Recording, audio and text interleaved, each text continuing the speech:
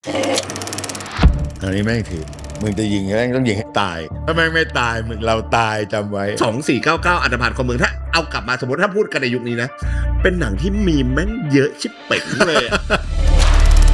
เราทั้งหมด6คนแล้วก็หมกมุ่นอยู่กับเรื่องนี้อยู่กับตอนจบเราเคยแคสด้วยซ้ำว่าจะเอาใครเ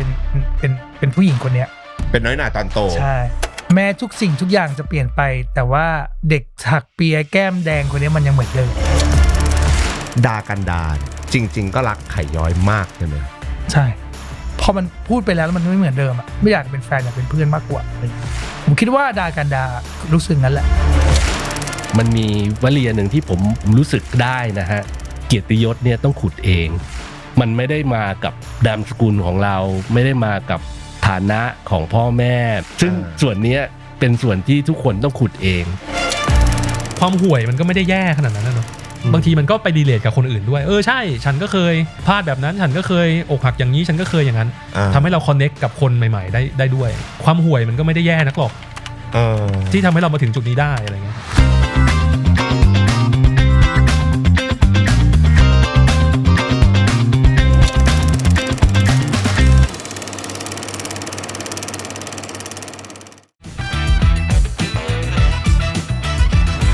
แต่ถ้าเกิดสมมตินับเป็นหนังเรื่องแรกจริงๆของพี่อุ๋ยก็คือ2499อันธพาลของเมืองหนังไทยใหญ่ๆเรื่องแรกแล้วเป็นเรื่องแรกที่ผมใช้คำว่าเปิดตัวพี่อุ๋ยอย่างสวยงามในฐานะผู้กำกับภาพยนตร์ใช่ไหมครับกี่ปีมาแล้วพี่อุ๋ยย้อนกลับไปจำได้ไหมครับ2499 20ปี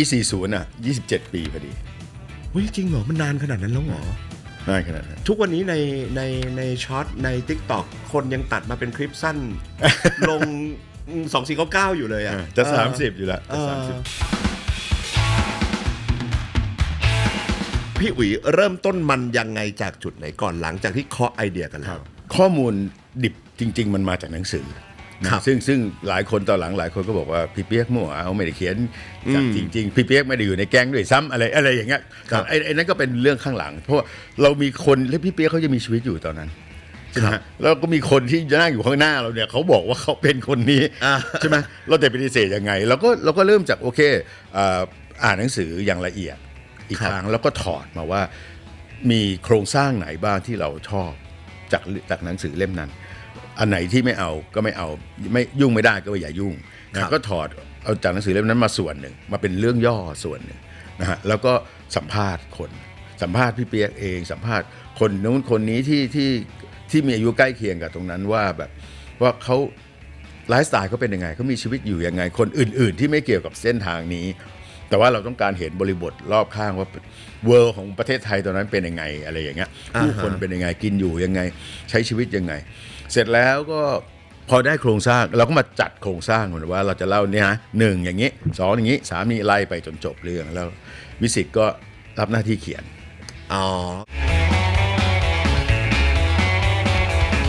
สำหรับหนังอ่ะมันคือเรื่องแรกของพี่อุ๋ยแต่นักแสดงแม่งแคสใหม่เกือบหมดหน้าใหม่เกือบหมดมันไม่โดยส่วนมากทำหนังก็คือเอาดาราดึงถูกไหมพี่อุ๋ยเอาดาราแม่เหล็กดึงมาอย่างน้อยไอ้หากูไม่เคยมีประสบการณ์กูขอดึงไว้ก่อนแต่พี่อุ๋ยแบบผู้กำกับก็หนังเรื่องแรกของฉันเว้ยดารากูก็เอาหน้าใหม่เว้ยอะไรอย่างเงี้ยมันเกิดแนวคิดแบบไหนหรือมันตัดสินใจยังไงครับพี่มันเป็นเงื่อนไขฮะอันนี้ต้องยอมรับก่อนว่ามันเป็นเงื่อนไขหนึ่งข้อที่เราเสนอคุณวิสุทธ์ว่าถ้าเผื่อว่าคุณวิสุทธ์จะซื้อหนังเรื่องนี้ต้องซื้อพร้อมการแคสนักแสดงใหม่หมดตั้งใจอยู่แล้วครับทำไมอ่ะครับคือเราบอกว่าแดงเบเล่เปียกวิสุทธิกษัตริย์ดำเอสโซปูระเบิดขวด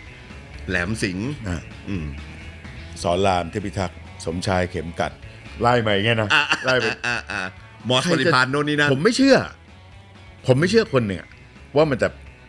จะเป็นอย่างนั้นหมายถึงว่าพอเอาตัวละครกับนักแสดงมาแมทช์กันมันไม่ได้เกิดทำให้เกิดความเชื่อว่านี่คือแดงใบเล่ใช่คือเราต้องยอมรับอย่างหนึ่งว่า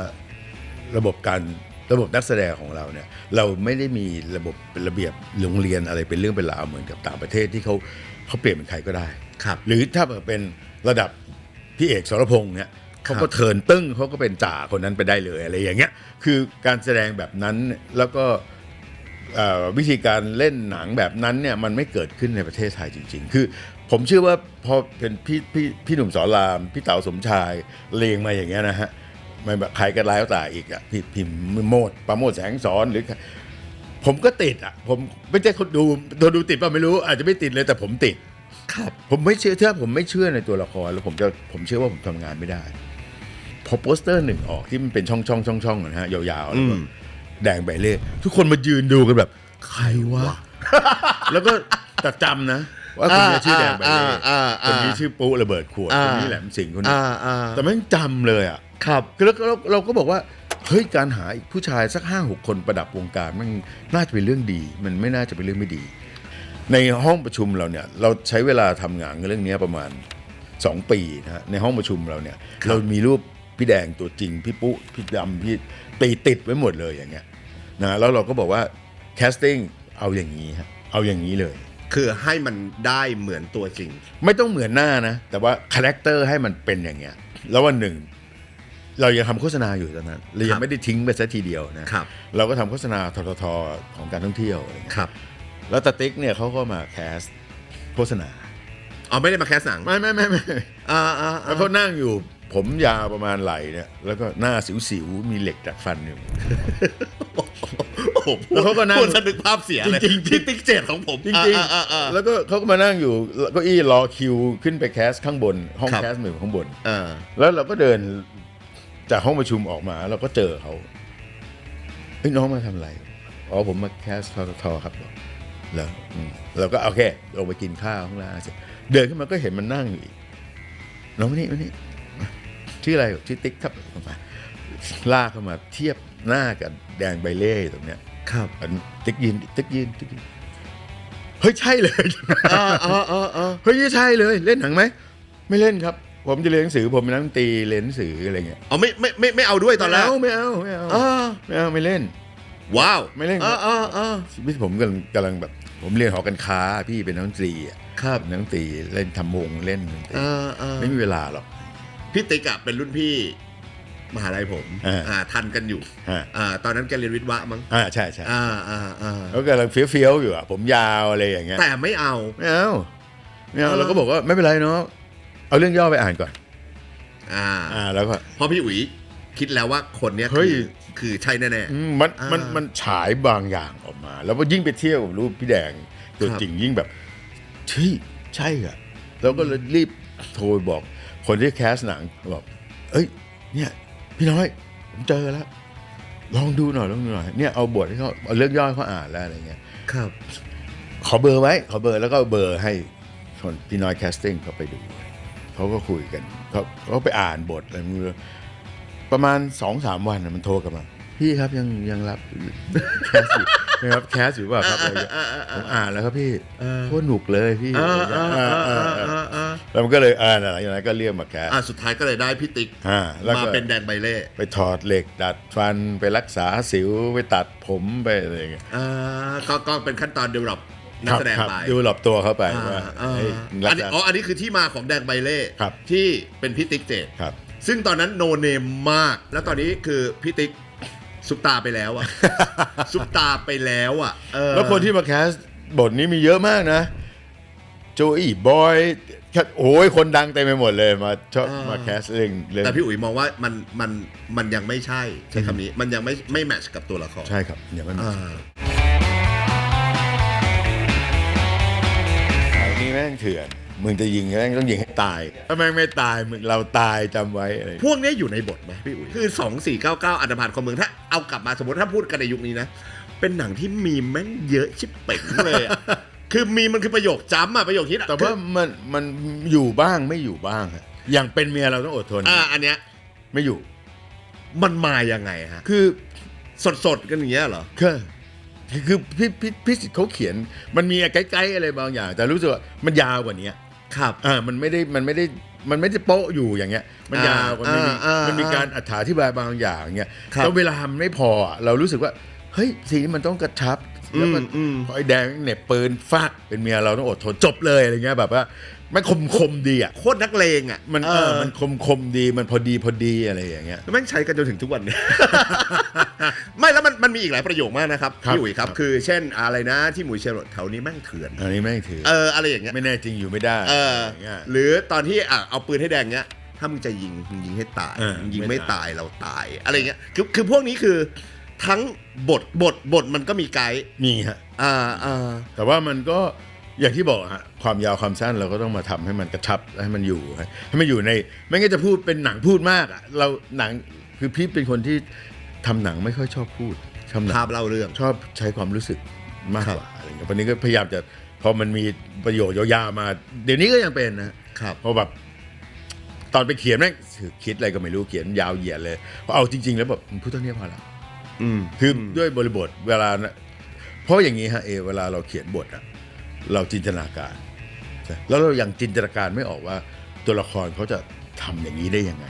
เราก็จะต้องเขียนอะไรลงไปเพื่ออธิบายเรื่องราวตรงนี้ ให้เราเห็นชัดที่สุด แต่เมื่ออยู่ในปากนักแสดงแล้วเนี่ยหน้าเขาไปหมดแล้วบางทีไม่ต้องพูดอย่าพูดเลยไม่ต้องพูดแล้ว แค่นี้ก็รู้แล้ว เชื่อแล้วเชื่อ เชื่อ แล้วว่ามึงทำมึงรู้สึกแบบนี้ไปแล้วไม่ต้องพูดอีกซึ่ง2499มันครบหมดแล้ว ครับ เป็นหนังที่แบบ แต่อุปสรรค ประ เยอะ กอบ มาก ครบ แต่อุปสรรคเยอะมากนะ คือ ผมว่าจะถามเหมือนกันว่าในขณะที่มันเป็นปรากฏการณ์ได้ขนาดนี้มันเจออะไรบ้างพี่อุ๋ย โอ้ยเยอะแยะคืออย่างตัวละครตัวแรกก่อนคือพี่ติ๊กเนี่ยเขาก็เรื่องแรกของเขาใช่ไหมเขาคนที่ไม่เคยเล่นหนังเนี่ยการคอนโทรลอารมณ์ที่มันจะต้องถ่ายสลับไปสลับมาคือเราไม่ได้ถ่ายซีนที่1จนถึงซีนที่100ใช่ไหมเราก็เอา50ขึ้นมาเอากี่กันแล้ว เป็นคิวเป็นอะไรก็ แล้วแต่คิวบาร์นี้แม่งถ่ายอยู่6ซีนก็จริงแต่ว่ามันมีซีน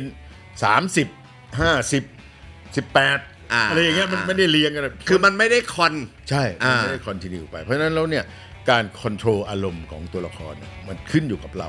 แท้ๆเลยแล้ววันหนึ่งพี่ติ๊กแม่ง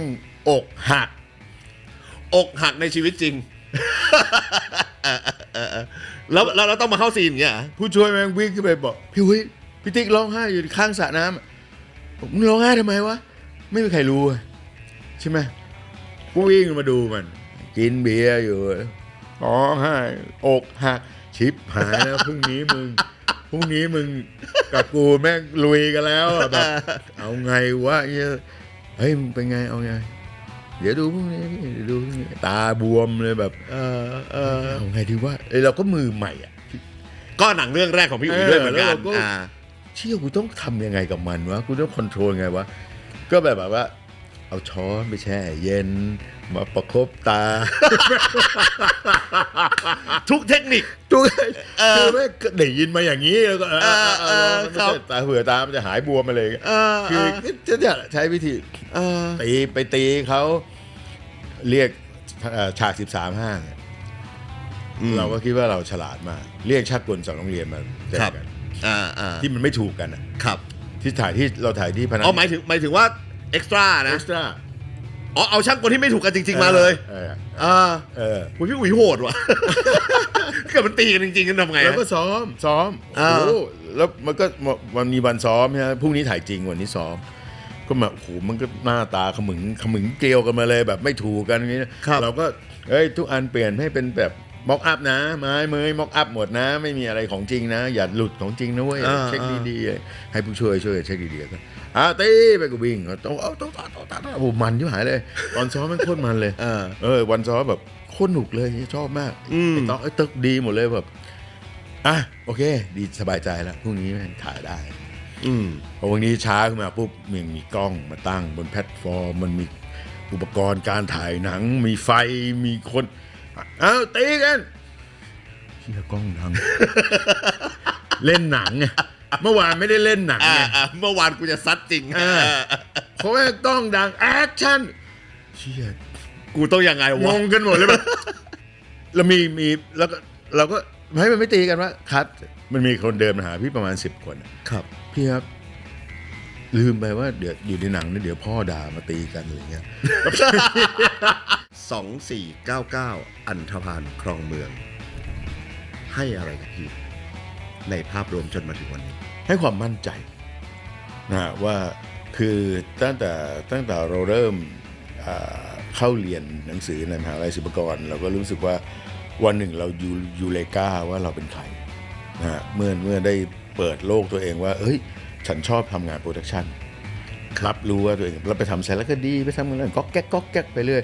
แล้วตั้งแต่วันนั้นจนถึงวันที่เรายืนอาบน้ำเย็นเจี๊ยบอยู่แล้วบอกว่ายูเลกากูรู้แล้วกูเป็นใครจนถึงได้ทำหนังเรื่องแรกนั่งแล้วไม่มีลูกค้าอยู่ข้างหลังเนี่ยมันบอกเราเลยครับว่ามาถูกทางแล้วก็ไม่เคยเสียใจเลยที่เลือกทางนี้มาตอนแฟนฉันนะครับผมขอย้อนกลับไปได้ไหมครับพี่เอสว่าตอนนั้นเนี่ยถ้าเกิดตามในฐานะคนดูแล้วได้รับข้อมูลมีพ่วงกับหลายท่าน ครับ 6 คนใช่ไหม ครับ แบ่งหน้าที่กันยังไง ตอนทำบทอ่ะเราทำด้วยกันหมด ทำบททั้งหมดเกือบปีนะครับ9 เดือน 10 เดือนประมาณเนี้ยทำด้วยกันหมดหมายความว่าทุกไดอะล็อกทุกช็อตทุกซีนเราตัดสินใจร่วมกัน แม้กระทั่งว่ามาออกกองเนี่ยบทที่เอามาออกกองเนี่ยไม่ใช่สกรีนเพลย์นะฮะสกรีนเพลย์คือมีแต่ไดอะล็อกครับมันเป็นชูตติ้งสคริปต์นะฮะชูตติ้งหมายความว่าถ่ายกี่ช็อตซีนนี้มีกี่ช็อตถ่ายใกล้ถ่ายไกลถ่ายอะไรบ้างซึ่งทุกช็อตอ่ะทั้ง6 คนเนี้ยมีมติร่วมกันแล้วว่าจะเป็นแบบนี้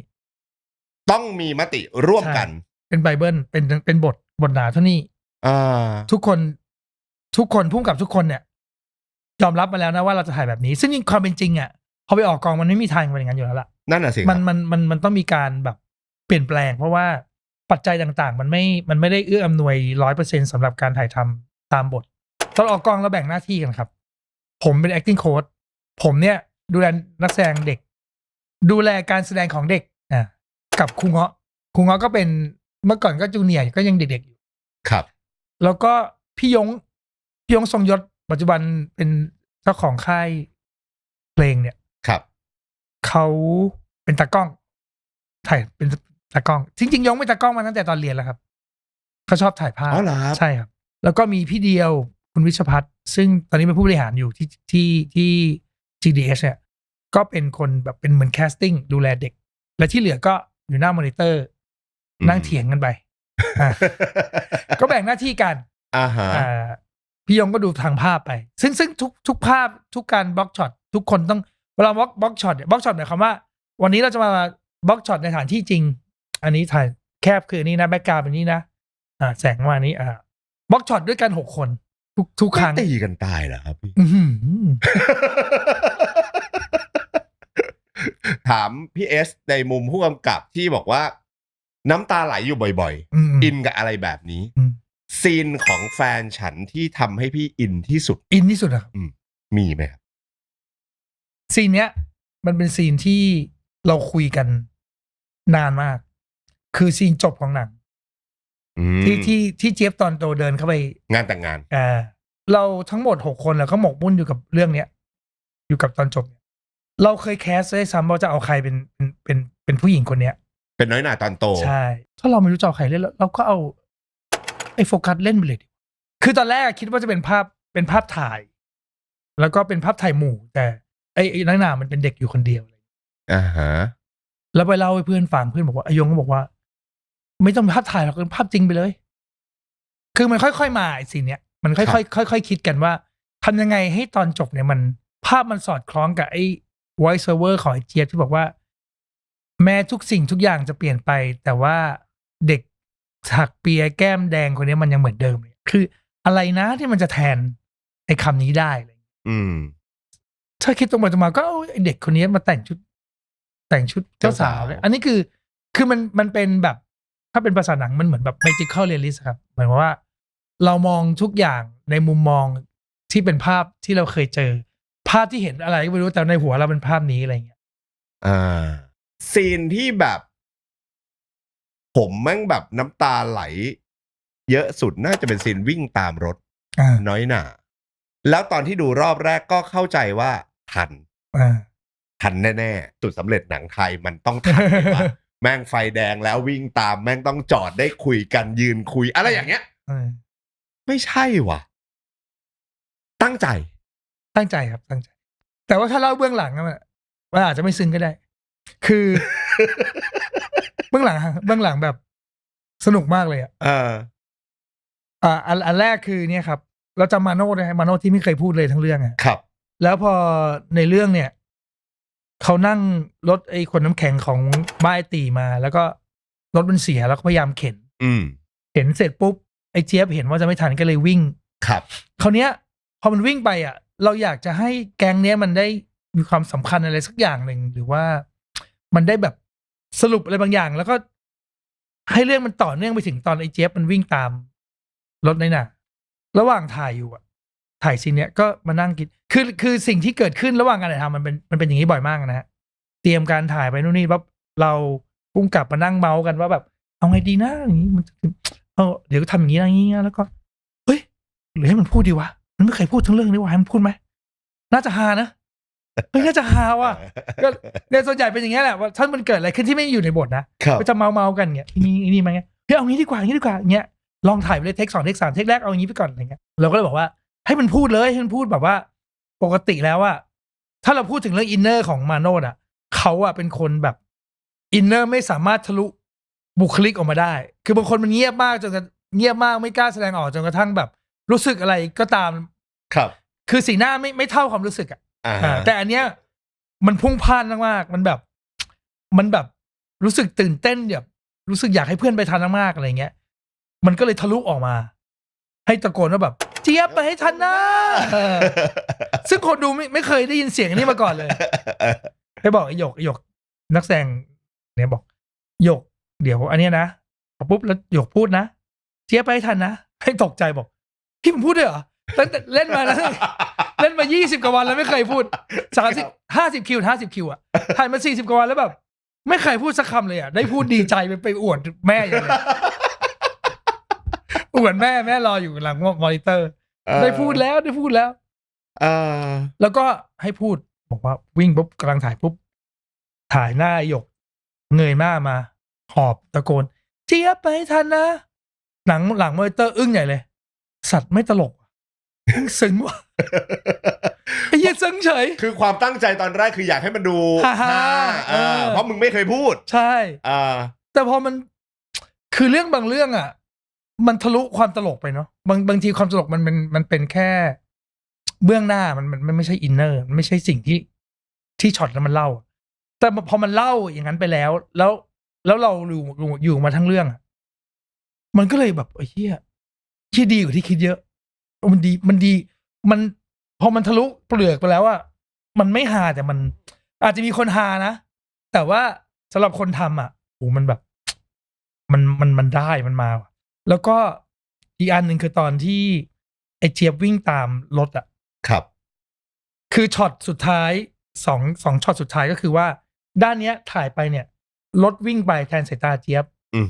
กลับมาเนี่ยคือเจี๊ยบยืนอยู่วิ่งมาแล้วหยุดเพราะว่าไม่ทันแล้วก็หยิบหนังยางขึ้นมาแล้วก็ขึ้นมากล้องตามมาแล้วก็ร้องไห้ครับแล้วก็ถ่ายไปก็ถ่ายไอ้แน็กวิ่งไปแล้วก็จะมาถ่ายช็อตนี้ช็อตจบฟ้าเริ่มคึมแล้วครับมันเย็นแล้วแล้วก็ไปเล่นปุ๊บมันไม่ร้องไห้เพราะว่ามันเป็นเด็กขี้เก๊กเด็กมีฟอร์มไอ้แน็กวันเอาแต่เล่นกับหมากับแมวกับมดเลยไม่รู้มันอะเล่นชอบสัตว์ตั้งแต่เด็กครับผมก็เอาไงดีวะเอางี้วิ่งไปเรื่อยแน็กวิ่งไปเรื่อยที่วิ่งด้วยวิ่งไปวิ่งไม่ร้องอ่ะทองเท้าวิ่งตามเรื่องวิ่งตามเรื่องนั่นแหละวิ่งคือถ้าเป็นสมัยนี้อาจจะโดนฟ้องได้ วิ่งเท้าก็เจ็บวิ่งไปร้องไม่ร้องเอาใหม่วิ่งไม่ร้องเดี๋ยวกล้องที่หันมาทางเนี้ยถ่ายเจี๊ยบหันไปนู่นก่อนถ่ายช็อตนี้ก่อนให้รถไปก่อนขับรถธรรมดาออกไปจากเฟรมเลยไกลๆเฟรมไปไอ้แน็กมันไม่ร้องไห้เอางี้แล้วกันเดี๋ยวเราถ่ายนี้ไปก่อนแล้วไอ้แน็กร้องไห้เนี่ยเดี๋ยวเราค่อยถ่ายมันอื่นแล้วกันวันนี้ไม่ทันละก็เอาแน็กมาไว้ที่มันจะเป็น4 แยกครับมันจะมีปั๊มอยู่ก็เบสที่ปั๊มก็ไม่อยู่ที่ปั๊มที่เบสกองก็นั่งหอบกันอยู่แล้วก็ไอ้ยงก็เตรียมถ่ายที่จะถ่ายรถไปตรง4 แยกตรงนู้นผมก็หอบแล้วก็หันไปเห็นมันสัตว์มึงร้องไห้แล้วก็เลยอุ้มมันอุ้มอย่างเงี้ยแล้วก็วิ่งไปที่4 แยกวิ่งไปที่4 แยกแล้วตะโกนมันร้องแล้วมันร้องไห้แล้วไอ้คนที่หันกล้องนี้ปุ๊บเฮ้ยไอ้โยมบอกเฮ้ยการหันกลับมาคนอยู่หลังกล้องเนี่ย กล้องหันกันมาปุ๊บไอคนพวกนี้ต้องวิ่งกันไปหลังกล้อง แล้วก็ตรงมาที่ไอ้แน็กมันต้องร้องไห้อะปุ๊บมาแล้วผมก็วิ่งอุ้มมันมาแล้วก็เอามาตั้งไว้ที่มาร์ค แล้วก็วิ่งไปอยู่หลังกล้อง แล้วก็ทุกคนก็เงียบ แล้วก็แอคชั่นมันก็หยิบขึ้นมากล้องก็ตามขึ้นมาที่หน้ามันน้ำตาไหล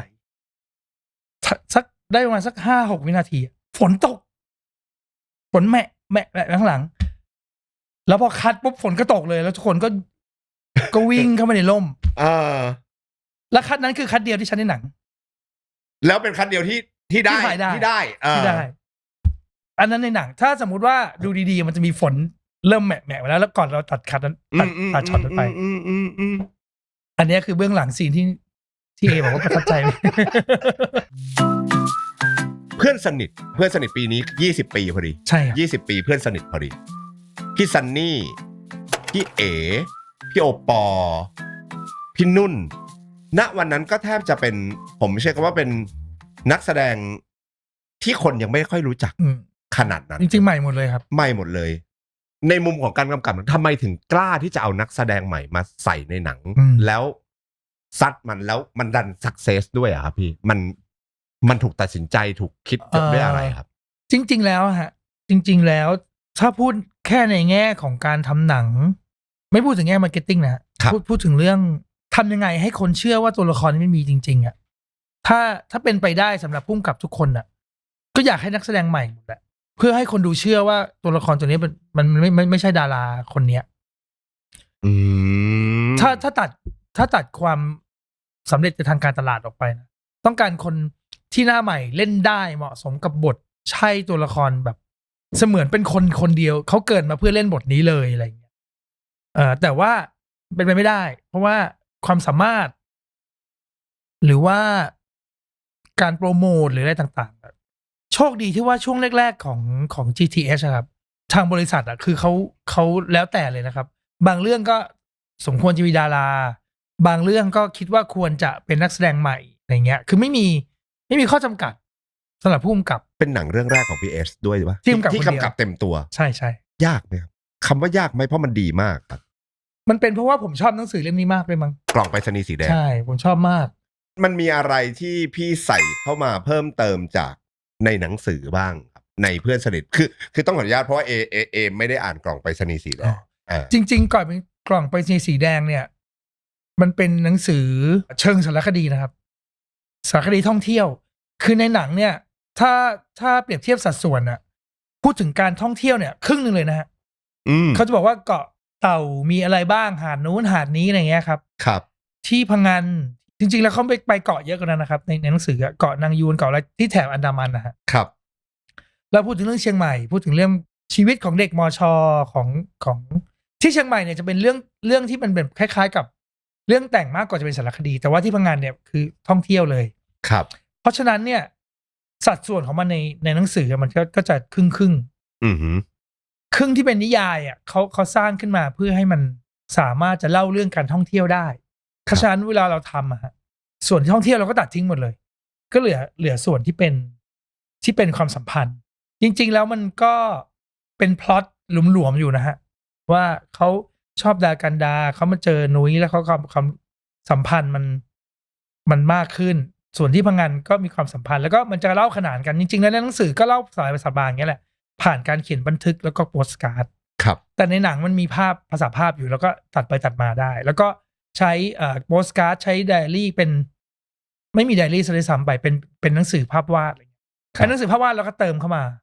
หรือว่าไอ้จดหมายอันนี้แล้วก็มีบางฉบับที่เราเติมขึ้นมาบางฉบับก็เหมือนเดิมบางคำพูดก็เหมือนเดิมบางคำพูดก็เปลี่ยนไปเหตุการณ์ที่พังงานเหตุการณ์ที่เชียงใหม่เราก็ไปรีเสิร์ชสิ่งที่เรารีเสิร์ชสำคัญมากๆเลยคือชีวิตของเด็กวิจิตรศิลป์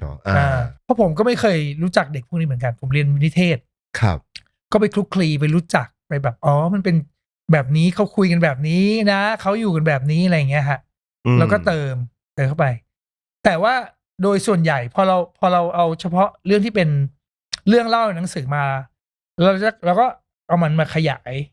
เหตุการณ์ขยายซีนเพื่อจะเล่าเรื่องอะไรบางอย่างเช่นตัวละครที่ชื่อ โอ้ในเรื่องในภาคเหนือที่เป็นอิมอาชิตะเล่นอ่ะ ครับ อันนั้นก็เติมให้มันใหญ่ขึ้นมาอะไรอย่างเงี้ย ผมล้วงหลังบทสักคำถามหนึ่งได้ไหม ครับ อยากรู้มาก ดูในหนังก็คงรู้แหละ แต่ขอฟังจากผู้กำกับดีกว่านั่งอยู่ตรงนี้ อืม ดากันดาเนี่ย จริง ๆ ก็รักไข่ย้อยมากใช่ไหมครับ ใช่ แล้วก็รออยู่ ใช่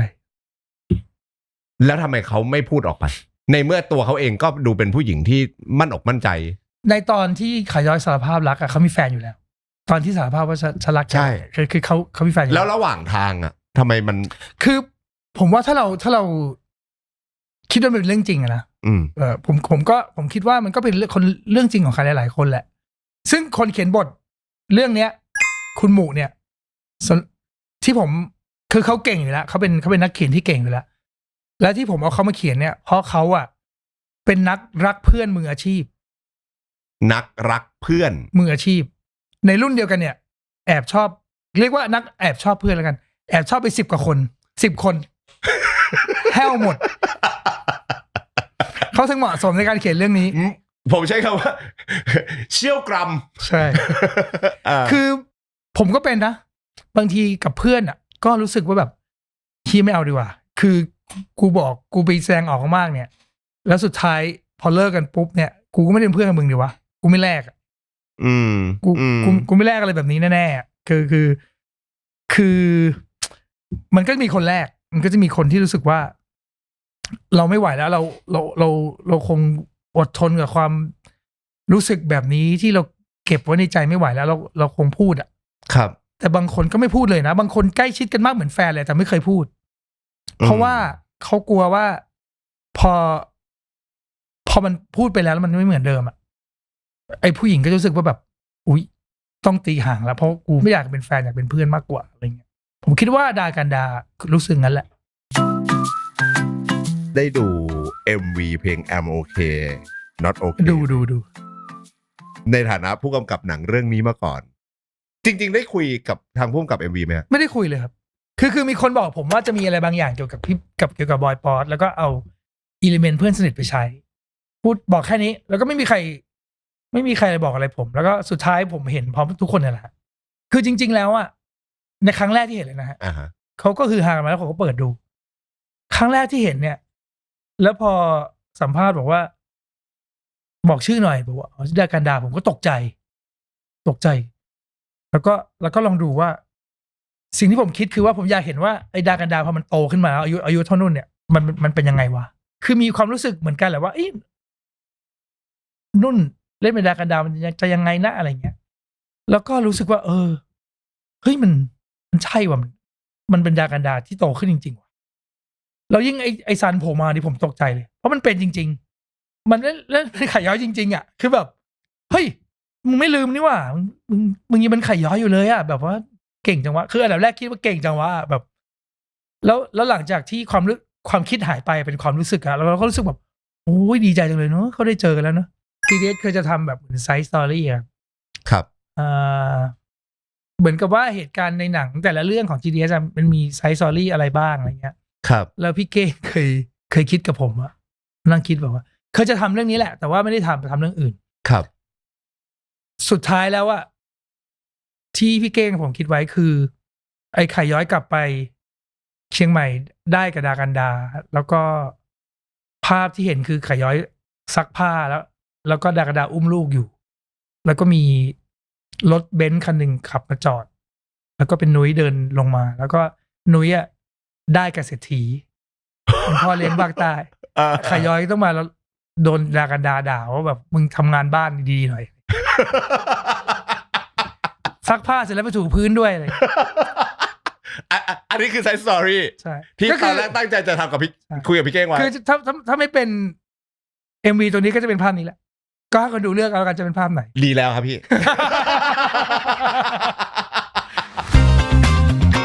ทำไมเรื่องเหมืองแร่มันถึงกลายเป็นโปรเจกต์ในฝันของพี่เก้งครับอันนี้ต้องเท้าความลึกหน่อยครับเพราะว่ามันเป็น history แล้วฮะมันเป็นดั่งชื่อรายการแล้วฮะครับ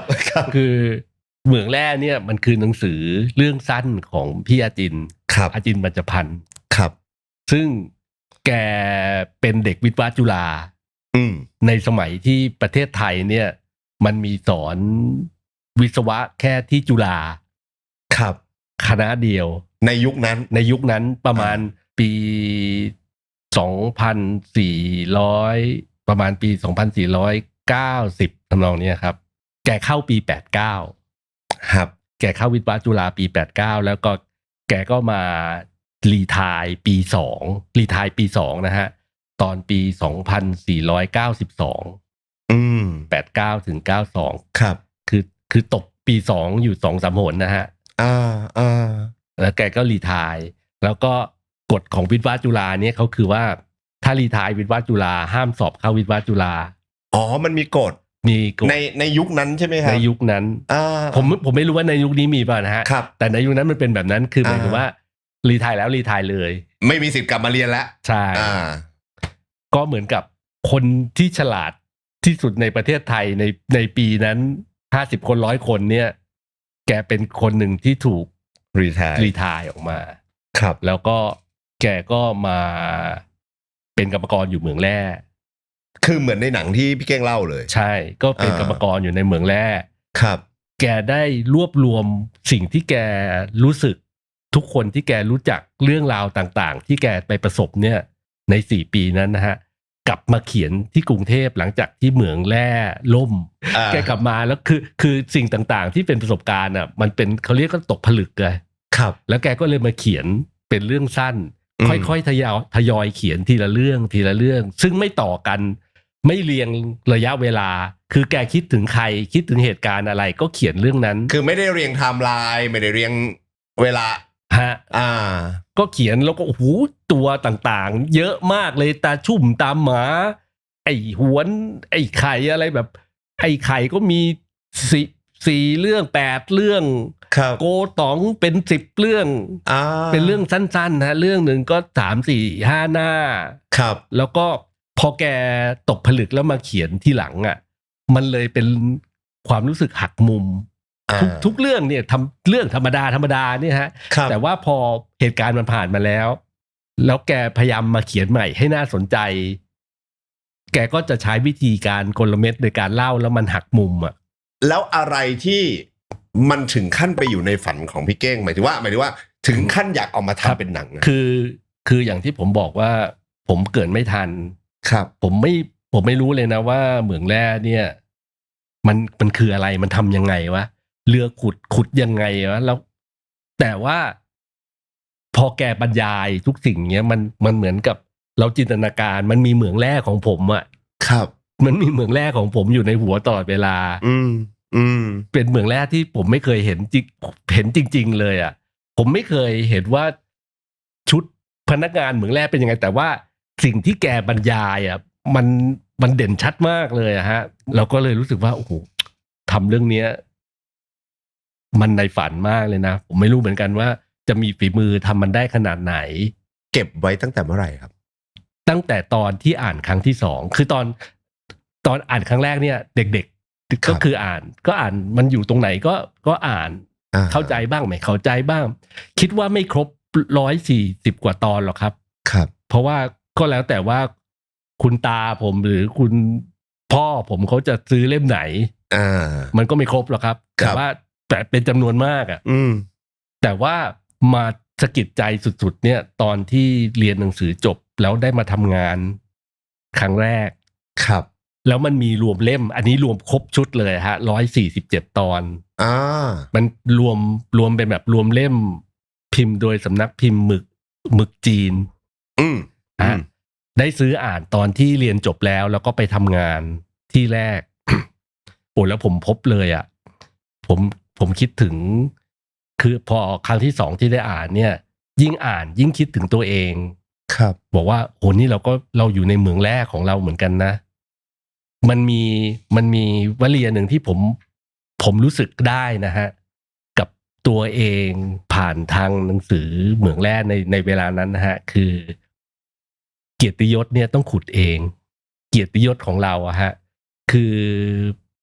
มันไม่ได้มากับนามสกุลของเราไม่ได้มากับฐานะของพ่อแม่ไม่ได้มากับจำนวนบัตรเครดิตของเรา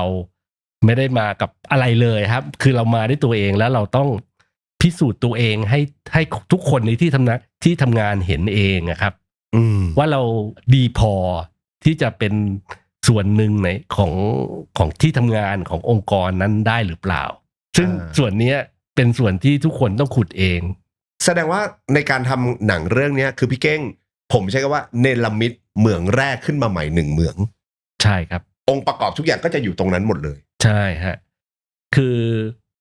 เดินเข้าไปแล้วจะเหมือนกับเราเดินเข้าไปในนิยายของพี่อาจินเลยอ่ะเอกเอี่ยมชื่นเขาสามารถไปหาโลเคชั่นได้แบบได้ยันเป๊ะเลยนะฮะ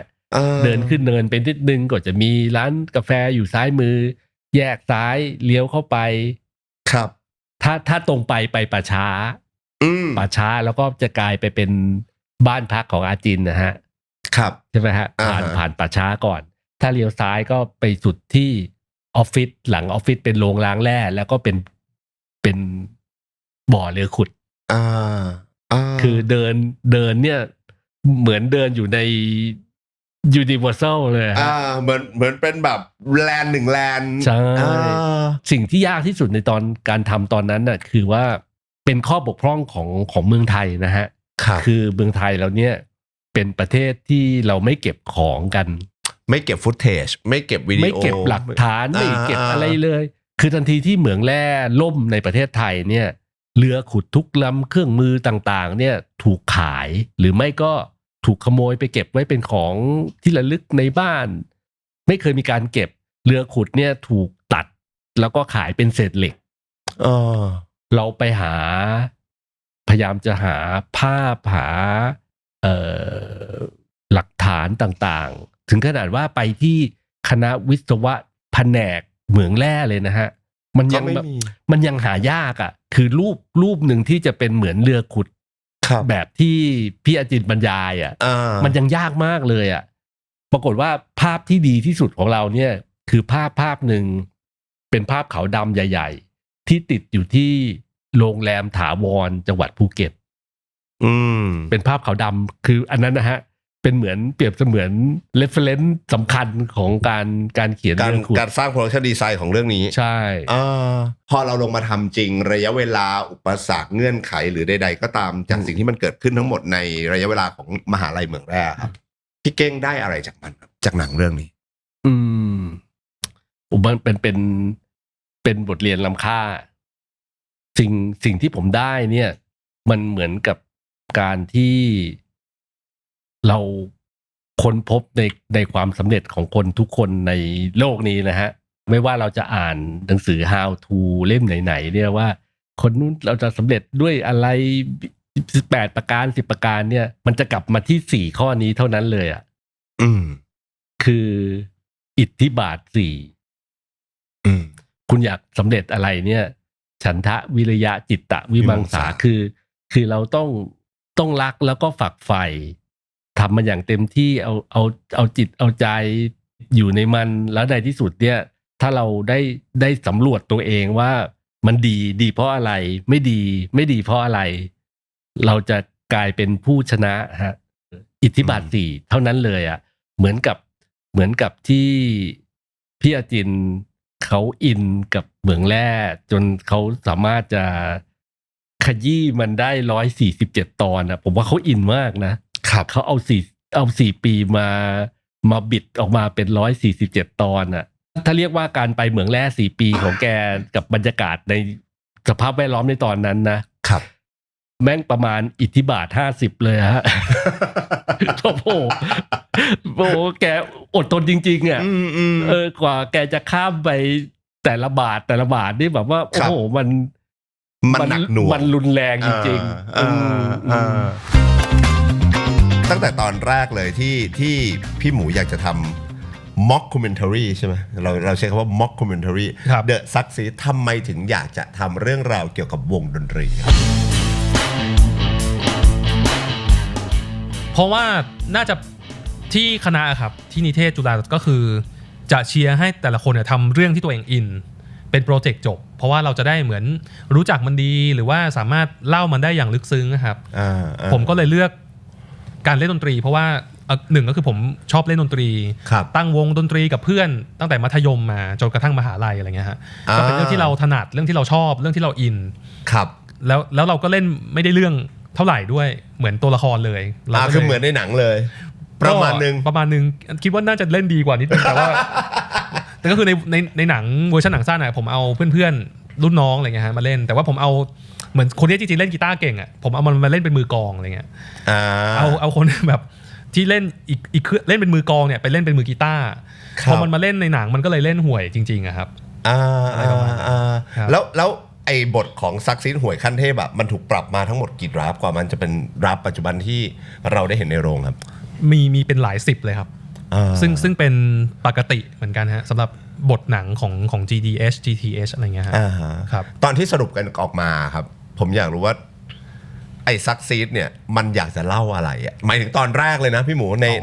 ในความต้องการตอนแรกของตัวหนังจริงๆอ่ะอันเวอร์ชันหนังใหญ่นะครับเวอร์ชันหนังใหญ่ก็จริงๆเรายังไม่เคยตั้งธงชัดๆเลยด้วยซ้ำนะฮะตอนที่เราเขียนนะครับซึ่งอันเนี้ย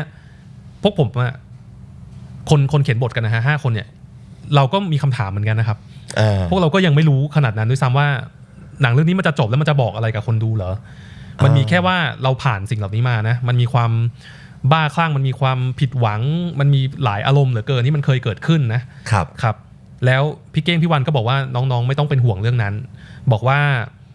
เดี๋ยวค่อยๆเขียนไปหนังมันจะค่อยๆบอกตัวมันเองว่าจริงๆมันอยากจะเล่าอะไรแล้วตอนที่กำกับเสร็จแล้วหนังออกมาสมบูรณ์แบบก่อนพอเราได้ดูครั้งแรกก่อนที่มันจะไปฉายในโรงล่ะมันเห็นไหมว่าเราอยากจะเล่าอะไรมันก็ค่อยเห็นที่หลังพี่ครับว่าเฮ้ยมันความรู้สึกคิดถึงเนาะคิดถึงเพื่อนอะไรอย่างเงี้ยคิดถึงช่วงเวลาแบบสนุกตอนนั้นเนาะตอนมัธยมตอนเล่นดนตรีตอนล้มเหลวตอนผิดหวังตอนห่วยๆเหล่านั้นแต่ว่ามันไม่เหงาเลยเพราะว่ามันมีคนเป็นเพื่อนเรากันอยู่อะไรเงี้ยฮะครับเราคิดถึงช่วงเวลาเหล่านั้นผมอยากรู้เอาตั้งแต่เรื่องตัวละครเลยได้ไหมครับว่าในการแคสตัวละครเนี่ยทำไมในซักซีถึงกลายมาเป็นพีทมาเป็นก้าวมาเป็น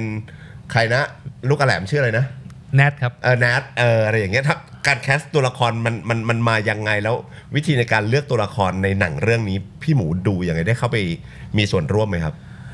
มีเลยครับก็คือด้วยความที่มันเป็นหนังเรื่องแรกครับแล้วก็เราเขียนจากเรื่องใกล้ตัวเพราะฉะนั้นพอมันเป็นเรื่องที่เราเคยผ่านมาแล้วก็ใกล้ตัวเนี่ยเราก็จะนึกตัวละครต่างๆเนี่ยเป็นเพื่อนๆของเราเองเป็นคนที่เรารู้จักดีครับมันก็คือคนในเนี่ยไอ้คุ้งอย่างเงี้ยฮะก็คือมีตัวตนจริงๆไอ้เป็ดก็คือคุณเป็ดซึ่งอยู่ในทีมเขียนบทด้วยเลยเหรอครับครับคุณเป็ดซึ่งตอนนี้ก็คือโอ้โหเขียนหลานมากเขียนอะไรเป็นสุดยอดไปแล้วนะครับอันนั้นน่ะคือเรื่องเดบิวต์ของเขาคือเรื่องซักซีดครับเอิญคือนางเอกนะครับก็คือเป็นรักแรกของคุณเป็ดในชีวิตจริงครับจริงป่ะตั้งแต่ตอนปฐมอะไรอย่างเงี้ยครับเขาก็เอาเรื่องพาร์ทปฐมในชีวิตของเขามาถ้าดูหนังแล้วจำได้พาร์ทที่เป็ดออกไปยืนหน้าห้องแล้วร้องเพลงไม่ออกไม่รู้จะร้องเพลงอะไรมันจะมีอยู่ฉากนึงแล้วก็มีน้องผู้หญิงใบ้เพลงให้ก็คือนั่นน่ะเรื่องจริงเลยครับที่เอิญจะแบบอะไรช่วยอะไรอย่างงี้ใช่ป่ะเพลงร็อกเลยฮะอันนั้นคือจริงๆเลยนะครับนั่นคือเรื่องที่เขาเจอแล้วเขาก็ตกหลุมรักน้องคนนี้อะไรเงี้ยเพราะฉะนั้นมันก็เลยจะมีภาพที่ค่อนข้างชัดอยู่จากคนจริงๆที่เราจินตนาการถึงนึกถึงอะไรเงี้ยฮะตอนเราแคสเราก็เลยเอาคนเหล่านั้นเป็นตัวตั้งครับคนที่จะมาเล่นบทคุ้งนะมันต้องปากแจ๋วแบบนี้มันต้องหน้าตาประมาณคล้ายๆอย่างนี้อะไรเงี้ยฮะซึ่งโอ้โหบทที่รู้สึกว่าหายากมากเลยก็คือบทคุ้งกับบทเอิญครับเพราะว่าบทคุ้งก่อนนะครับบทคุ้งเนี่ยมันมีความจัดจ้านมากมีความเป็นผู้นำแต่ก็มีความผิดจุดความแบบเละเทะเลอะเทอะมั่วไปเรื่อยอะไรเงี้ยฮะน้องเอิญในชีวิตจริงเนี่ยเขาไม่ได้เล่นกีตาร์พี่แต่ว่าในบทเนี่ยโอ้โหเราเรียกร้องทั้งต้องเป็นแบบผู้หญิงที่โอ้โหมีเสน่ห์หน้าตาน่ารักแสดงต้องดีด้วยต้องเล่นกีตาร์แล้วดูเชื่อด้วยก็คือแคสโอ้โหนางเอกมากันเยอะมากครับแต่ว่าทุกคนจะมาตกม้าตายตรงเวลาจับกีตาร์พอจับกีตาร์แล้วเราจะไม่เชื่อทันทีครับแต่ว่าแนทซึ่งเป็นผู้ที่คุกคลีอยู่กับวงการดนตรีมาตั้งแต่เด็กเพราะว่าคุณอแหลมมอริสันเนี่ยแกก็พาไปทุกที่เวลาเล่นดนตรีอะไรเงี้ยแนทเนี่ยไม่ได้เล่นดนตรีเก่งไม่ได้เล่นกีตาร์เทพอะไรหรอกครับแต่ว่าจับกีตาร์แล้วเชื่อท่าทางอะไรคือแกคงดูพ่อมาเยอะครับก็เลย มันต้องแนทเลยว่าอะไรเงี้ยฮะ เราเล่นได้ไหมครับในตอนกำกับหนังจริง ๆ คือยากไหมกับแนท ยากครับ มันเพราะว่าผมเชื่อว่ามันไม่ใช่ทุกคนที่อยู่ๆจะมาบอกว่าเฮ้ยมาเล่นหนังกันสิเราเล่นได้อ่ะ ครับโอ้โหแนทไม่มีพื้นฐานอะไรเลยครับไม่เคยคิดฝันอยากจะเป็นนักแสดงด้วยซ้ำครับแต่เราก็มองมันเป็นข้อดีก็ได้เพราะว่าเขาก็มีธรรมชาติบางอย่างเคล็ดลับที่อยากจะเฉลยกันเลยก็คือเราเวิร์กช็อปการแสดงเยอะมากครับแล้วก็สุดท้ายเราค้นพบว่าแนทเนี่ยเขาเป็นสาวหวานมากครับเขาห่างไกลจากบทมากวิธีการของครูบิวที่เป็น acting coach เนี่ยคือเขาบอกแนทว่าเล่นเวลาเล่นเป็นเอิร์นอ่ะให้เล่นเป็นทอมฮะให้นึกว่าตัวเองเป็นทอมไปเลยเป็นผู้หญิงห้าวเลยแล้วมันจะพอดีคือก็จะเห็นว่าก็ไม่ได้ห้าวขนาดนั้นก็เป็นเอิร์นแบบที่ทุกคนได้ดูฮะเพราะว่าตัวจริงเขาเนี่ยมันคือโซสวีทมันคือหวานเลยใช่ครับถ้ายูให้เป็นทอมหน่อยยูก็จะไปทอมไม่สุดหรอกครับยูก็จะมาแบบได้พอดีครับก็เลยวิธีเคล็ดลับก็คือทำอย่างนี้นี่เองครับแนทเอาห้าวๆอีกอะไรเงี้ยเขาก็จะพอดีกับที่เราอยากได้ตัวพี่หมูชอบซีนไหนที่สุดในซักซีดครับในซักซีดเยอะอยู่นะครับถ้าแบบซีนประทับใจเลยโอ้โหมันเพียบเลยนะครับแต่ว่าถ้านึกเร็วๆก็จะนึกถึงพี่โจ๊กโซคูออกมาจากห้องน้ำในรถไฟครับเพราะว่ามันชอบตั้งแต่ตอนที่คิดสิ่งนี้ได้ตอนที่นั่งเขียนบทด้วยกัน5คนนะครับแล้วมี